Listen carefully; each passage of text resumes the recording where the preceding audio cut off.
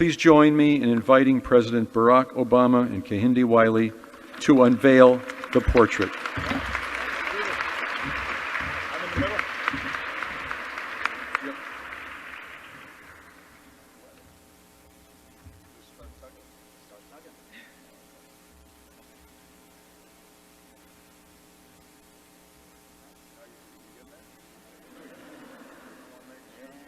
It's going.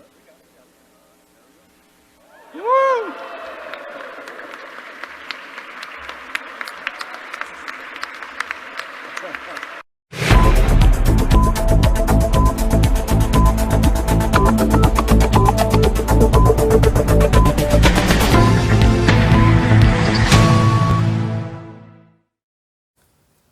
Bonjour à tous, Franck Muller, ici Lyon, nous sommes vendredi 31 juillet. Bonjour à tous, ravi de vous retrouver. Merci pour tous vos messages, tous ces échanges constructifs. 2-3 personnes n'apprécient pas, me traitent de raciste. Alors je leur explique que le racisme, c'est se sentir supérieur à d'autres personnes. Moi, je ne suis supérieur à aucune race. Chaque vie compte. Simplement, quand certains enfants gâtés n'en font qu'à leur tête, au détriment du reste de la population, qui mettent en avant leurs origines, qu'ils sont élevés dans la haine de la France, et quand ces faits divers interviennent pratiquement tous les jours, et quand en sont victimes la population qui a accueilli leurs parents, grands-parents, relativement à bras ouverts, en leur faisant bénéficier de toutes les prestations, de toutes les aides au logement, à l'éducation et à la santé, je pense qu'on a le droit d'être relativement déçu par le comportement des descendants de ces personnes qui sont venues travailler. Voilà. Comme disait, il y avait un truc qui était sympa, c'était la France et l'Algérie ont divorcé, mais nous avons gardé les enfants terribles.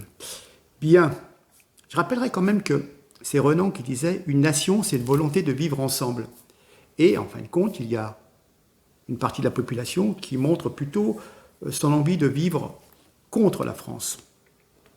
Alors, il y a une certaine personne, une avocate, qui s'appelait Gisèle Halimi, qui s'est battue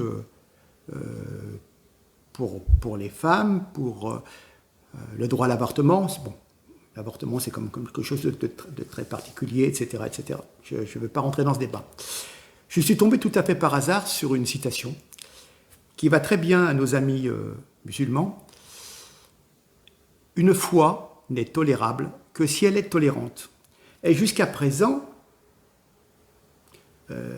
quand on voit la façon dont ça se passe dans certains pays musulmans, on ne peut pas dire qu'il y a beaucoup de tolérance. C'est-à-dire qu'une personne qui veut quitter la religion, elle doit être mise à mort. Enfin bon, il y a des tas de règles où on fait la tolérance n'y est pas, hein, le pardon non plus. Voilà ce qu'on peut dire. Ah, bon, petite nouvelle quand même, quelques petites nouvelles. Alors, ce que je voudrais dire aussi en préambule, c'est que il y a 25 ans, on a dû s'habituer aux feux de poubelle, des abribus.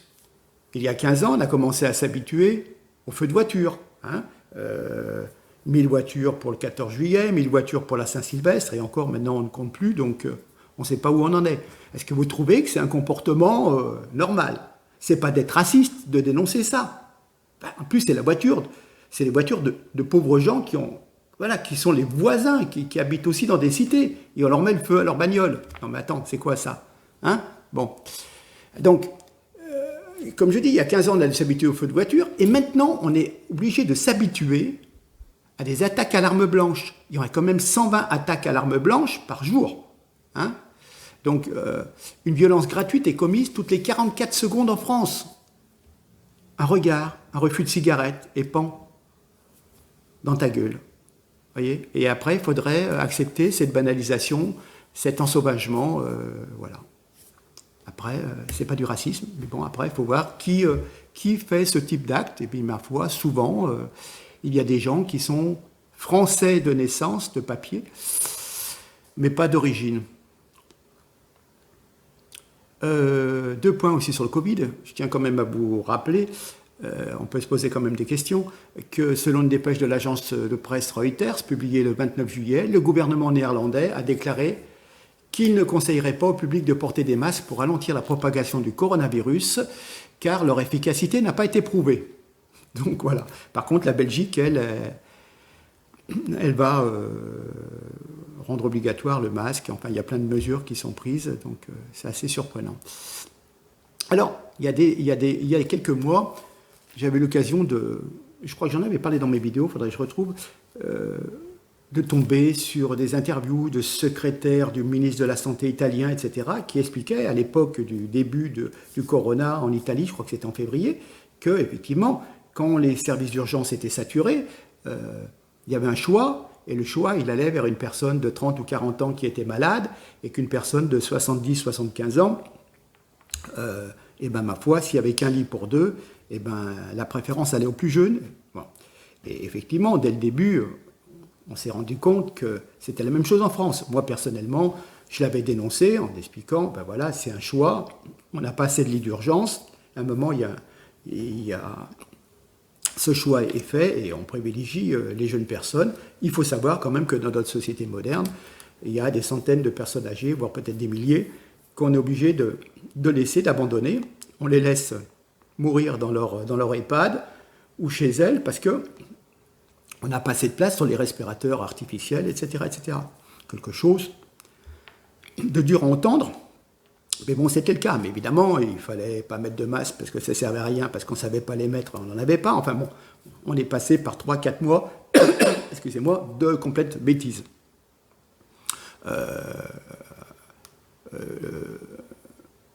Le 29 avril, Nicolas Dupont-Aignan, qui avait fait la même analyse que moi, dénonçait le fait que, d'après les informations, les retours, il y avait effectivement ce tri qui était fait. Pensez bien que les médias du pouvoir, notamment France 2, faisaient passer pour un cornichon Nicolas Dupont-Aignan en disant que c'était un fake news. Puis, hier 30 juillet, Le Monde, journal de gauche, des personnes âgées écartées des hôpitaux pendant la crise sanitaire en France. Donc voilà. Donc effectivement, les mêmes faits s'étaient passés déjà en Italie quelques semaines avant que la France ne prenne le même chemin. Mais quand je l'ai dit moi, évidemment, j'ai quelques personnes très formatées qui avaient l'air de dire que j'étais complotiste. Voyez, ouais, enfin, là c'est le monde est complotiste aussi. Voyez, ça coule de source. Quand vous avez un afflux comme ça de personnes, il y a un tri qui est fait. Et on s'occupe des gens qui peuvent être, qui sont plus en capacité physique d'être sauvés. Voilà. Mais comme quoi, ce qui peut être un fake news il y a 3 mois, n'est que la pure vérité. Mais simplement, quand on n'est pas dans le camp du pouvoir et quand on fait tout pour que justement vos idées politiques ne puissent pas émerger, eh bien voilà. Ah oui. J'avais mentionné un jeune homme qui s'appelle Adrien Pérez, qui a été assassiné il y a 2 ans, sur le parking d'une boîte de nuit, par Younes et Yanis El Habib. Ah oui, mais bon. Je ne dis rien, c'est tout. Voilà. Mais les juges ont décidé de ne pas assumer en fin de compte la justice. Et d'ici 3 jours, l'un des meurtriers pourrait être mis en liberté. Voilà, sa famille est effondrée. Comment des gens peuvent avoir de l'aplomb de remettre un assassin à liberté? Voilà. 2 ans de prison seulement pour une vie sacrifiée, un entourage détruit. Voilà, puisque Adrien, le jour de son 26e anniversaire, il était blanc, il a refusé de baisser la tête. Et ma foi, à la sortie de la boîte de nuit, on lui a fait son affaire. Voilà. Impunité, laxisme judiciaire dont les difficiles à racaille sont réels. Un discours victimaire insupportable, ils sont définitivement protégés par une justice politique. Et cela n'a que trop duré. Ce n'est pas moi qui ai choisi. Non. Montpellier, la piscine Neptune fermée, évidemment. C'est toujours les mêmes qui foutent le bordel. Il y a des installations de loisirs pour tout le monde, sans distinction de race. Mais comme chaque année, je me souviens que mes premières publications sur Facebook, c'est toujours les mêmes qui foutent le bordel, enfin bon, je comprends pas.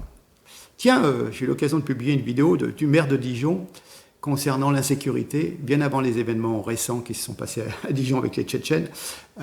En octobre 2019, voilà, il réclamait, ça urge partout en France, comme quoi que c'était le laxisme, la violence, etc. Ces gens qui ont été au pouvoir pendant des années, 10 ans après, ils commencent à réagir. Il serait temps. Parle-en à ton copain François Hollande, qui a été président, qui n'a rien fait. Ah là là, ce qu'il ne faut pas entendre. Bon. Ah oui, ils ont fait une petite bringue chez En Marche pour recevoir le nouveau Premier ministre Castex. Ça a coûté 30 000 euros, financé à 97% par l'argent public. Bon.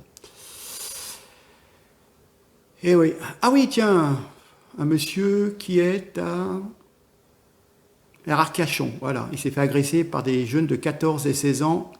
Il s'est fait démonter la tête, mâchoire déplacée, fracturée, pour un portable. Voilà. Et ouais. C'est parti, c'est comme ça. Bon. Oui, donc il y a un problème d'insécurité, puis il y a ce qu'on appelle le problème de la double peine. Cette double peine, en fin de compte, je crois que c'était Sarkozy qui l'a enlevé, mais il y avait une jurisprudence de la Cour européenne des droits de l'homme qui disait qu'il ne fallait pas qu'il y ait cette double peine dans le pays d'origine et dans le pays où il y a eu les faits délictueux. Donc, pour les voyous, dont certains sont d'origine maghrébine, ils jouissent en fin de compte d'un sentiment d'impunité qui les conforte dans la poursuite, voire l'aggravation de leurs délits, de leurs errements. Alors, faut-il appliquer simplement une réclusion simple? Ce n'est pas une solution, car en fin de compte, tous ces jeunes s'entretiennent dans l'oisiveté, dans la paresse, et en plus, ça incite à la radicalisation des esprits et de la croyance, grâce au phénomène de rejet exploité par d'autres, soi-disant plus malins, qui profitent de ces conditions de lieu et de temps en milieu bien confiné pour faire du prosélytisme religieux. Il faudrait mettre en place un système de peine alternative avec obligation d'exécuter un travail d'intérêt général au sein même de la prison ou à l'extérieur, en forêt, pour éventuellement, par exemple, la préservation de l'environnement, par exemple, avec un retour en cellule le soir, pour faire réfléchir un peu les gens et les faire travailler. Quelque part un petit peu une espèce de travail forcé, mais bon, voilà. Hein. Parce qu'en fin de compte, beaucoup de délinquants qui sévissent dans les quartiers, qui prennent les autres habitants de leur cité en otage, ont horreur du travail et de l'investissement physique et intellectuel. Après, ils viennent se plaindre qu'ils sont rejetés, évidemment. Bon, il est bien connu que toute cette fange de population préfère vivre d'expédients très lucratifs sans trop d'efforts, trafic de cannabis, de cocaïne, proxénétisme, racket, vol avec violence, homejacking, carjacking, etc., etc. Depuis de nombreuses années, les forces de la police, type BAC, sont parfaitement informées de cette situation, ainsi que les parquets et les tribunaux. Les forces de police gèrent la situation dans un contexte de leur propre pénurie de moyens et la politique du « surtout pas de vagues », afin d'éviter tout embrasement des banlieues l'été. Puis en plus, il y avait le Covid, fermeture des frontières, et puis alors maintenant aussi, absence de vacances au bled. Donc c'était une sorte de soupape et de décompression active chaque été. Et là, en fin de compte, les jeunes turbulents restent dans leur quartier, donc ça va dégénérer. Alors évidemment, les forces de police sont désormais victimes de la victimisation des voyous, avec un plaquage bien artificiel de la situation à la française sur la situation des États-Unis. Ça n'a rien à voir pourtant. Hein. Voilà. Donc toujours cette histoire de on arrête quelqu'un, ce sont des violences policières, et il y a plein de personnes, de voyous qui tentent de tirer profit de cette situation. Hein. Voilà. Interdiction faite aux forces de l'ordre de mener des courses-poursuites en vue d'interpellation des délinquants à deux roues. C'est pourtant le jeu favori de ces motards sans masque, avec des décibels, des véhicules tonitruants en décibels, des véritables calamités en termes d'insécurité routière. Voilà. On se souviendra tous qu'il y a eu des circulaires préfectorales dans des départements sensibles en faveur de pas de vagues, y compris durant la période de confinement.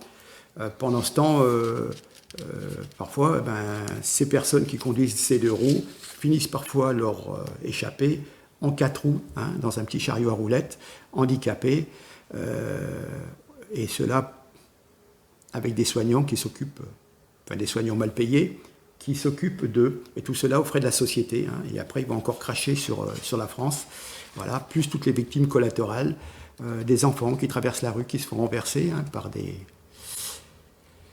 par des fous du guidon, des pères de famille, des choses comme ça, et ça met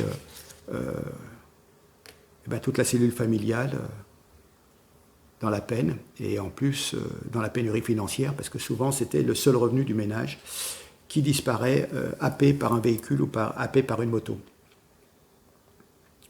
Faut-il souhaiter le retour du bagne? Mais en tous les cas, ce qu'il faut, c'est peut-être mettre en place un investissement physique et moral en faveur de la société, en réparation du grave trouble causé à l'ordre public. Il y a des droits et des activités de loisirs très appréciées en milieu carcéral, telles que les permissions de sortie, le sport, la bibliothèque, la TV en cellule.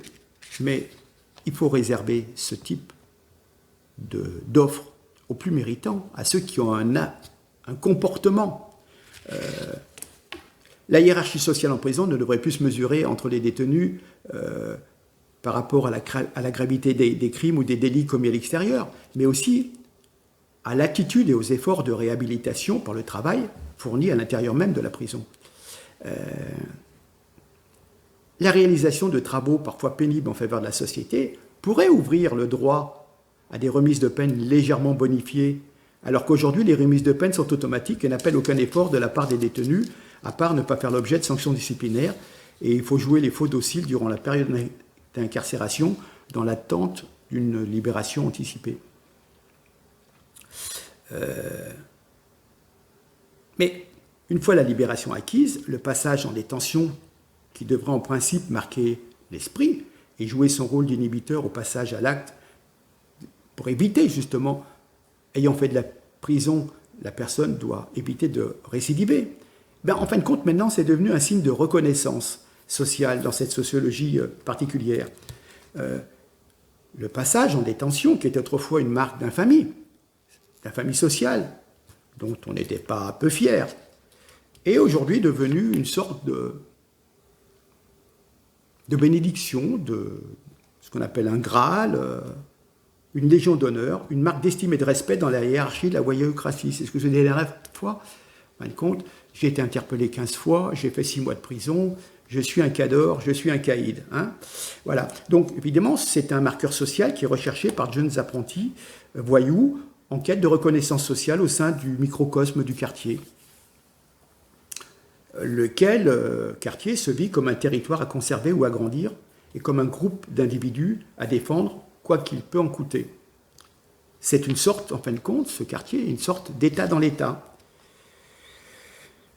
Et en fin de compte, vous avez l'impression d'un parcours initiatique du plus jeune délinquant pour arriver à un âge adulte, à une certaine maturité.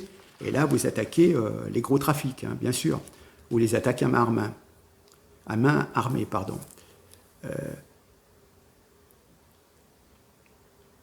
Comment dire? On s'aperçoit qu'en fin de compte, ces individus ne vivent plus dans la société, mais contre la société. Et il faut absolument déjouer ce système qui fait que ces personnes s'élèvent contre cette société, contre la France. Regardez, pour ces individus, dès lors qu'une femme gendarme se met à entraver leur fuite ou qu'un conducteur de bus leur refuse l'accès au transport pour non-respect des règles sanitaires, d'ailleurs il y a eu encore plein d'autres événements mettant en cause, soit en Belgique et en France, des conducteurs de bus agressés par des jeunes qui ne voulaient pas payer leur ticket, les histoires de masques, etc. Bon, ça, heureusement, c'était moins tragique, si vous voulez, mais c'est toujours pareil. Voilà. Donc, si vous voulez, dès qu'on refuse l'accès au transport, admettons, pour non-respect des règles sanitaires, pour l'intérêt même des passagers, hein, en fin de compte, pour leur intérêt à eux, hein, ils usent de la violence, parfois au plus haut degré, tel qu'un tabassage en règle, en groupe jusqu'à la mort de leurs victimes, comme le pauvre monsieur Philippe Mauguillon à Bayonne, ou du mépris de la règle de droit pour la gendarme du Lot-et-Garonne, Mélanie Lémé. Voilà, refus d'obtempérer lors d'un contrôle routier et fauchage du représentant de l'autorité légale sur cette route départementale cette nuit-là. À un moment donné, la société ne peut pas se contenter de marches blanches et d'hommages solennels avec remise de médailles de Légion d'honneur aux défunts pour apaiser la douleur des victimes collatérales et de la famille. À un moment, la société, elle aussi, devra se rebeller contre ce type de comportement devenu intolérable, et des comportements complètement intolérables dans une société qui se dit civilisée. C'est quelque part le but un petit peu de cette communication, de ces vidéos YouTube, de dire, attendez, réfléchissez, en l'espace de 25 ans, comment cette violence a pu progresser. Vous voyez ce que je veux dire? Voilà, c'est une prise de conscience commune, ça ne peut plus durer. À un moment, voilà. Il faut se remémorer, par exemple, la réaction des citoyens après l'agression des pompiers. Agresser des pompiers dans les jardins de l'Empereur à Ajaccio le 24 décembre 2015, les pompiers caillassaient. Non mais attendez, boum, il faut arrêter là les mecs. Une trentaine de familles maghrébines avaient quitté le quartier par peur de représailles. Parce que les gens, ils ont dit, oh c'est bon, ça commence à... Nous, on va descendre et ça va être une ratonnade. Eh oui, non mais attendez, c'est pas possible. Agresser des pompiers, agresser des médecins, non mais vous rêvez. Voilà.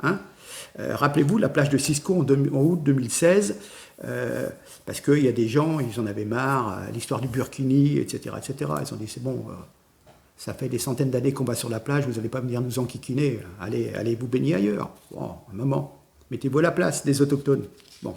Il est devenu urgent pour l'État de réfléchir à ces phénomènes sociaux et apporter des solutions strictes. Parce qu'en fin de compte, l'État risquera de perdre le monopole de la violence légitime au profit de groupes sociaux mus par une volonté de voir leur propre justice, voire une certaine vengeance s'appliquer en vertu de la loi du talion. Oui. Donc, quelque part, on risque d'arriver aux prémices d'une guerre civile. Donc si on arrive à cette extrémité, c'est quelque chose de très très délicat, parce qu'on en parle comme ça, bon les gens font des posts, etc. Mais une guerre civile, c'est qu'il y a beaucoup d'innocents. Si c'est que des crapules qui meurent, c'est une chose. Mais en fin de compte, au niveau de toutes les communautés, il y a des gens pacifiques qui sont pris en otage par ces crapules du quartier. Et qui jouent, si vous voulez, ces crapules jouent sur la proximité de religion, d'origine, etc. Et voilà, et se cachent en fin de compte derrière les familles. Bon, nous en sommes à 22 minutes. Il faudrait finir avec un petit courrier. Analyse d'un chirurgien, ancien prisonnier à Dien Bien Phu, qui continue un petit peu sur le même sujet, mais vous allez voir, c'est éclatant, c'est tellement bien dit, je prends le texte, que l'on arrête de nous bassiner avec les plaies de la guerre d'Algérie, que les Algériens refusent de refermer et utilisent continuellement depuis 60 ans pour s'exonérer du naufrage de leur indépendance. Ce contentieux va-t-il durer davantage que la guerre de 100 ans ? Et qu'ils arrêtent de nous faire chier avec la repentance. Jamais un Allemand ne nous reprochera les siècles de guerre avec les Allemands. Jamais un Vietnamien ne nous reprocherait la guerre d'Indochine. Pourtant, les Vietnamiens ont connu à la fois la colonisation et la guerre contre la puissance coloniale. Mais nous n'avons jamais entendu un Asiatique traiter un Français de sale blanc ou de face de craie. Allemands et Vietnamiens regardent le futur et ne pleurent pas sur leur passé en culpabilisant la France. Si les Algériens ont dilapidé l'héritage colonial qui faisait de l'Algérie le pays le plus moderne du continent africain avec l'Afrique du Sud, ce n'est certainement pas notre faute. C'est la faute des incapables du FLN au pouvoir depuis des dizaines d'années et totalement corrompus. La rente pétrolière et gazière a été largement détournée au détriment du peuple. Parraine de la France, ils ont fait le choix de se rapprocher de l'Union soviétique au lendemain de l'indépendance. Un choix économique et politique démentiel qui a ruiné le pays en quelques années. En 132 ans de présence, la France a sorti l'Algérie du Moyen-Âge pour la transporter vers le monde moderne. C'est cela la réalité. Alors que depuis les conquêtes arabes du 7e siècle, suivies de la domination turque, les envahisseurs musulmans avaient fait du Maghreb un champ de ruines.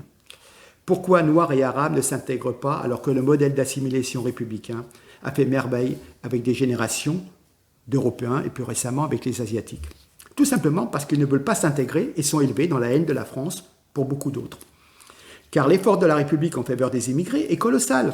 Jamais les immigrés n'ont bénéficié d'autant de moyens matériels, financiers et humains que depuis 30 ans. Quand on regarde les résultats, entre ceux qui font l'effort de s'intégrer et ceux qui haïssent la France, le constat est accablant. À des années-lumière du discours des associations pro-immigrés et des procureurs qui font chaque jour le procès de la France. Il est temps de regarder la réalité en face. Selon la seule étude disponible sur le sujet publiée par l'INSEE et l'INED, 27% des descendants de parents asiatiques occupent aujourd'hui un poste de cadre, contre 14% en moyenne pour les Français, toutes origines confondues, 9% pour les fils de Maghrébins, 5% pour ceux d'Afrique subsaharienne. 48% des Français d'origine asiatique décrochent un diplôme de supérieur, contre 33% en moyenne en France. Donc ce sont des gens qui n'avaient pas leur langue maternelle qui était le français. Et en fin de compte, ils obtiennent des résultats supérieurs à ceux de la moyenne des Français.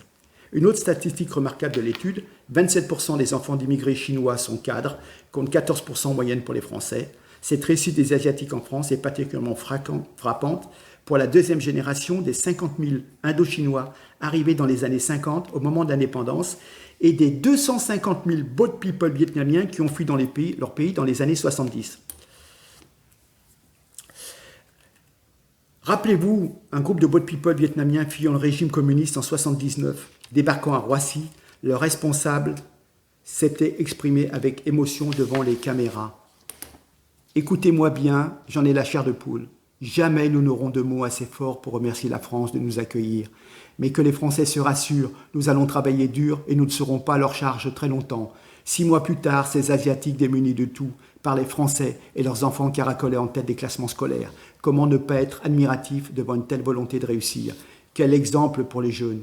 Un discours magnifique de sincérité et de reconnaissance envers la France, comme on aimerait en entendre le même dans toutes les banlieues et dans les paroles des rappeurs qui ne savent que distiller la haine de la France qui les accueille. C'est pour cela que le discours de victimisation qu'on entend à longueur de journée de la part des lobbies immigrationnistes n'est qu'un monumental mensonge. Les immigrés asiatiques ne nous ont jamais bassinés avec leur religion. On n'a jamais vu un bouddhiste partir à l'étranger combattre contre la France qui l'a accueilli à bras ouverts. On n'a jamais vu des bouddhistes bloquer les rues pour prier au prétexte que les temples sont insuffisants. On n'a jamais vu les élèves asiatiques contester l'enseignement de l'école républicaine au prétexte que cet enseignement déplaît à Bouddha. On n'a jamais vu d'émeutes dans les quartiers asiatiques, de rodéos ou de voitures brûlées par centaines au moindre incident. On n'a jamais vu des Asiatiques agresser des enseignants, des médecins, des urgences ou des pompiers. On n'a jamais vu les Asiatiques tenter de brûler vifs des policiers dans leur voiture. C'est tout. Pourquoi une population particulière, originaire du Maghreb, a énormément de problèmes d'intégration? Ils ne savent pas apprécier ce qu'ils ont. Leurs cousins qui sont restés au bled, avec seulement 10% de ce qu'un jeune de banlieue a, il serait déjà content. Hein?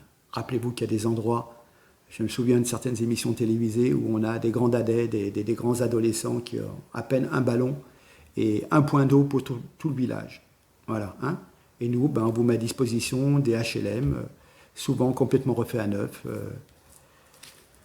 chambre, salle de bain, aire de jeu, place de parking, enfin plein de choses. Mais bon, c'est sûr que quand on ne va pas pousser dans les études, effectivement, on s'ennuie la journée. Hormis le sport, c'est tant mieux d'ailleurs. Mais voilà, soit on s'investit dans des études, on cherche, on fait des efforts, on s'accroche, soit on se lamente sur son propre sort. Et voilà. Et après, on vient de dire, c'est la faute de la France. Bon, sur ce... Enfin voilà, c'était l'analyse d'un chirurgien sur le rapport entre le Maghreb et l'attitude des Indo-Chinois, qui eux pourtant aussi ont été colonisés. Vous voyez, c'est bizarre. Hein, c'est bizarre, donc parfois, au lieu de trouver des défauts aux autres, regardez vous-même ce que vous êtes en train de faire. Sur ce, je sais que je vais m'attirer foudre de certaines personnes. Je vais avoir droit encore des injures, des remarques sur mon patronyme, comme d'habitude. Les gens feraient bien d'apprendre la géographie et l'histoire. Hein. Des gens qui s'appellent Ben, je sais pas quoi, et qui viennent me dire « Ah, vous avez un nom allemand ?» Non, mais vous plaisantez. Putain. Voilà. Alors, les Bretons, ils ont des noms bretons. Les Basques, ils ont des noms basques. Alors, on va les traiter d'Espagnols. Les Bretons, je ne sais pas de quoi on va les traiter. Les gens du Nord, on va les traiter de Belges. Les Alsaciens, on va les traiter d'Allemands. Qu'est-ce que vous pouvez être con. Mais qu'est-ce que vous pouvez être con. Et en plus, vous prenez le temps d'écrire de telles conneries. Mais enfin, franchement. Enfin, bon. Je rappelle, le racisme, c'est se sentir supérieur à d'autres, simplement. Voilà. Et moi, je me sens supérieur à personne. Par contre, vous vous sentez supérieur, parce que vous êtes les élus. Hein, avec votre religion, vous sentez les élus, et nous ne sommes que des incroyants. Voilà. Donc on peut écraser facilement, et que la mort importe peu. Bien, sur ces bonnes paroles, merci. Je vous souhaite un beau week-end. Il va faire très très chaud sur Lyon. On va continuer. Merci pour votre écoute. Je salue tous les Français expatriés qui me témoignent de l'intérêt à travers toutes les parties du globe. Merci. Et puis, partagez. Hein. Celle d'avant, quand je disais honte au maire de Lyon, on a fait quand même 10 000 vues. C'est bien. Alors, je m'étonne aussi parce que... Attendez. Y a-t-il un parti d'opposition dans la bonne ville de Lyon? Parce que, comme je le disais, attendre 5 jours pour se fendre d'un tweet tout dans la retenue suite au décès affreux de cette pauvre Axel, je ne comprends pas qu'on témoigne si peu d'émotion. Et puis alors, je me dis, mais où sont les opposants? Les LR, où ils sont les LR? Oui, ça m'interpelle. Hein. Enfin, il y a à moins que certaines choses me soient passées à travers, si vous voulez. Je ne vois pas de gens qui ouvrent leur grande gueule et qui disent c'est intolérable, on a honte de notre maire, mettre 5 jours pour, quelque part, prendre conscience et s'apitoyer sur cette incivilité. Mais voyons, la mort, c'est une incivilité maintenant. Bon, c'est la novlangue. Enfin voilà, bon, je ferme la parenthèse. Merci beaucoup, à très bientôt. Allez, passez un bon week-end. Attention à la canicule, et puis, ma foi, je compte sur vous pour partager un maximum de fois. Merci, à très bientôt. Au revoir.